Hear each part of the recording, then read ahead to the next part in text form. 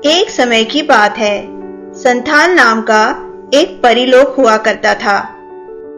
उस परीलोक में निहारिका नाम की एक परी अपनी 3 बेटियों के साथ रहा करती थी।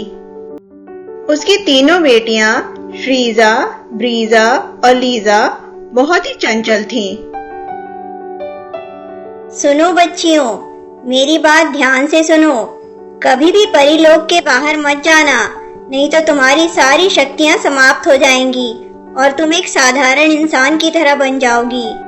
एक दिन अचानक वे तीनों खेलते खेलते बहुत दूर निकल आती हैं।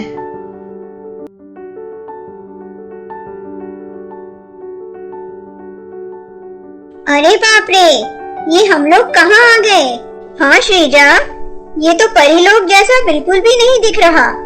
हाँ लीजा, माँ ने हमें मना किया था, पर हमने उनकी बातों पर ध्यान ही नहीं दिया। तीनों परियां अपनी शक्तियों का प्रयोग करने की कोशिश करती हैं, पर उनकी सारी शक्तियां गायब हो जाती है। तीनों चलना शुरू करती हैं और चलते चलते एक गांव पहुंच जाती हैं। तीनों को बड़े जोरों की प्यास लगती है, पर कुएं से पानी खींचना तो उन्हें आता ही नहीं था। वे तीनों घर के अंदर जाती हैं, पर घर के अंदर कोई भी नहीं रहता। उन्हें बहुत जोरों की भूख लगी होती है, तो वे फल उठाकर खाने लगती हैं।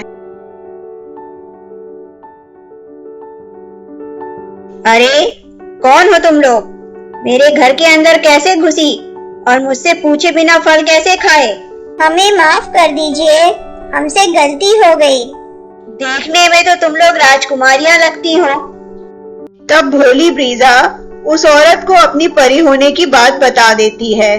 अरे वाह, तब तो तुम लोग मेरे बहुत काम आओगी।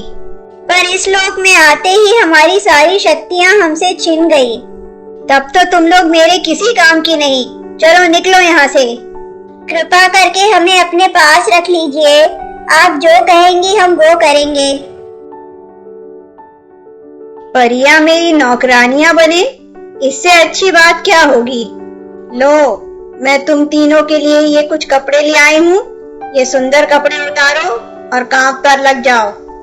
तीनों लड़कियां बेचारी पुराने कपड़े पहनकर काम करना शुरू कर देती हैं। ज्वाला नाम की ये औरत बड़ी ही दुष्ट थी, जिसे गांव में कोई भी पसंद नहीं करता था। इधर निहारिका परी का रो रो कर बुरा हाल था और उधर ज्वाला का अत्याचार दिन ब दिन बढ़ता ही जा रहा था। काश कि हमने माँ की बात मान ली होती, तो आज हमें ये दिन न देखने पड़ते।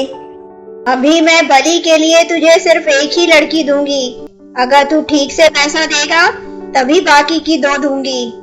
ये ले ज्वाला, पर बाकी की 2 लड़कियां भी मुझे जल्दी ही चाहिए। ज्वाला धीरे धीरे करके पैसे लेकर तीनों लड़कियों को जादूगर को सौंप देती है। जादूगर उन तीनों को अपने ठिकाने में ले जाता है। इन तीनों लड़कियों को मारकर मुझे सिद्धि प्राप्त हो जाएगी। फिर मैं इस दुनिया का सबसे शक्तिशाली जादूगर बन जाऊंगा। अरे, मेरा जादुई पत्थर कहाँ गया? कहीं मिल नहीं रहा। जादूगर पत्थर खोजने निकल पड़ता है। ये जादूगर तो हमें मार ही डालेगा। काश कि हमारी जादुई शक्तियाँ हमारे पास होती। तभी अचानक सामने लटका हुआ सितारा टिमटिमाने लगता है। नन्ही परियों, मैं तुम्हारी मदद कर सकती हूँ। आपको कैसे पता कि हम परियां हैं? क्योंकि मैं भी तुम्हारी तरह एक परी हूँ, जिसे इस दुष्ट जादूगर ने सितारा बना दिया है।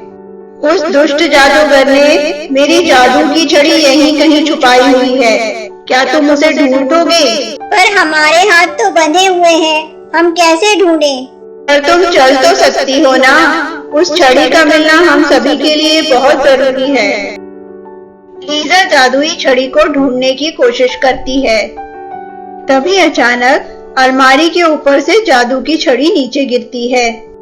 अब ऐसा करो, उस छड़ी को मेरी तरफ दिखाकर बोलो, टिमटिम छड़ी, सितारा अपने असली रूप में आ जाए। लीजा वैसा ही बोलती है।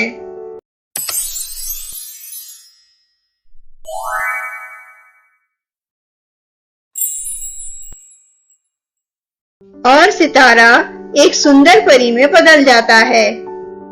मैं तुम्हें तुम्हारी जादुई शक्तियां तो वापस नहीं दिला सकती, पर तुम तीनों को 3 उड़नछू लहंगे दूंगी, जो तुम्हें तुम्हारे परीलोक तक पहुंचा देंगे।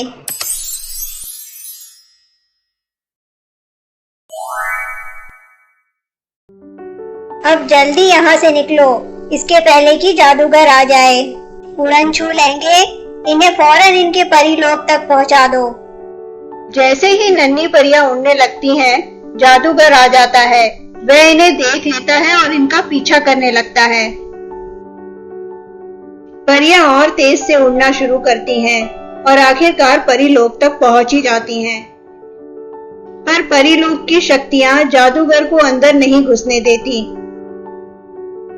निहारिका परी अपनी तीनों बेटियों को देखकर बहुत खुश होती है और फिर वे लोग खुशी खुशी रहने लगते हैं। नमस्ते दोस्तों, मेरा नाम है सोनिया। कहानियाँ हमारे जीवन का आईना होती हैं, जिससे हम बहुत कुछ अच्छा सीख सकते हैं। अगर आपको मेरे चैनल माय टेल टून की कोई भी कहानियाँ अच्छी लगती हैं, तो प्लीज प्लीज प्लीज मेरे चैनल को जरूर सब्सक्राइब करें। और भी बहुत अच्छी कहानियाँ मिलेंगी आगे। धन्यवाद।